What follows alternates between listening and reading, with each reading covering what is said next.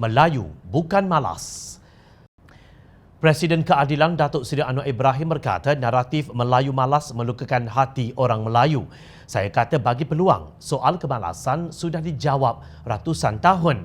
Baca tulisan Jose Rizal, The Indolence of the Filipinos. Baca tulisan Syed Hussein Alatas, Mitos Pribumi Malas, The Myth of the Lazy Native. Ini sudah dijawab. Tapi masih ada ketua-ketua kita yang masih menyebut Melayu ini malas. Ini melukakan. Katanya dalam satu wawancara eksklusif bersama Malaysia Kini baru-baru ini. Menurut beliau, melabelkan Melayu malas adalah antara kesilapan taktikal yang berlaku ketika Pakatan Harapan mentadbir negara selama 22 bulan. Jelas Anwar, Pakatan Harapan gagal mengatasi masalah orang Melayu dengan baik ketika mereka diprovokasi. Mereka yang menggunakan naratif Melayu malas mengaitkannya dengan kurangnya bilangan orang Melayu yang terlibat dalam sektor 3D iaitu kotor, berbahaya dan sukar. Benarkah Melayu malas dan enggan bekerja dalam sektor 3D? Mari kita buat rentasan secara ringkas apa pekerjaan yang memenuhi kriteria 3D. Jabatan Bomba dan Penyelamat Malaysia atau Bomba terletak dalam Kementerian Perumahan dan Kerajaan Tempatan. Pekerjaan mereka daripada memadam kebakaran, mencari orang hilang dalam air hinggalah menangkap ular dan menyelamatkan kucing. Nah, itulah kerja mereka yang sukar, berbahaya dan seringkali kotor. Kita belum pernah lagi mendengar ahli bomba mengeluh tentang kerja mereka.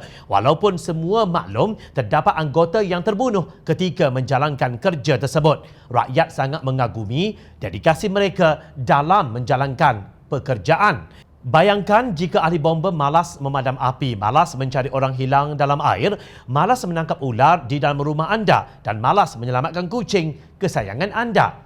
Hakikatnya, majoriti ahli bomba adalah orang Melayu. Tetapi mengapa mereka sanggup melakukan kerja yang penuh risiko itu?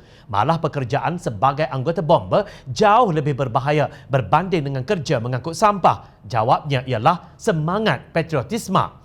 Ia status tinggi yang ditepek kepada pasukan bomba sebagai penyelamat. Kerja menyelamat adalah patriotik. Kerja mengangkut sampah dianggap kerja buruh semata-mata. Bekas pengerusi Institut Keselamatan dan Kesihatan Pekerjaan Negara Malaysia, NIOSH, Tan Sri Lee Lam Tai, pernah menyarankan supaya pekerjaan 3D diberi takrif baharu yang jelas pada sekitar tahun 2017. Beliau berpendapat apa-apa pekerjaan pun boleh jadi berbahaya, sukar dan kotor. Pekerjaan sebagai wartawan juga berisiko dan berbahaya. Bayangkan jika wartawan itu membuat laporan atau liputan di zon bencana alam, konflik atau peperangan. Di satu sudut, ramai anak Melayu gemar pekerjaan dalam industri media sama ada sebagai penyanyi, pelakon atau stuntman iaitu lagak ngeri. Wujud elemen sukar dan berbahaya serta kadang-kadang kotor dalam industri itu. Tetapi ia tetap dikejar tanpa malas oleh anak-anak muda Melayu. Sejak tahun 2019, Kementerian Sumber Manusia mula berbincang mengenai penjenamaan semula sektor 3D dengan persekutuan Majikan Malaysia MEF yang pengerusinya Datuk Samsudin Bardan, seorang Melayu.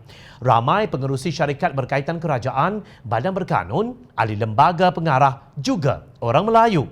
Berjuta lagi Melayu yang saban hari memerah otak dan tenaga termasuk bertarung nyawa demi melestarikan kehidupan diri, keluarga dan negara. Jadi di mana yang dikatakan Melayu malas? Mohon Kementerian Sumber Manusia dan MEF mengadakan konsultasi dengan para bijak pandai untuk mencari solusi isu ini.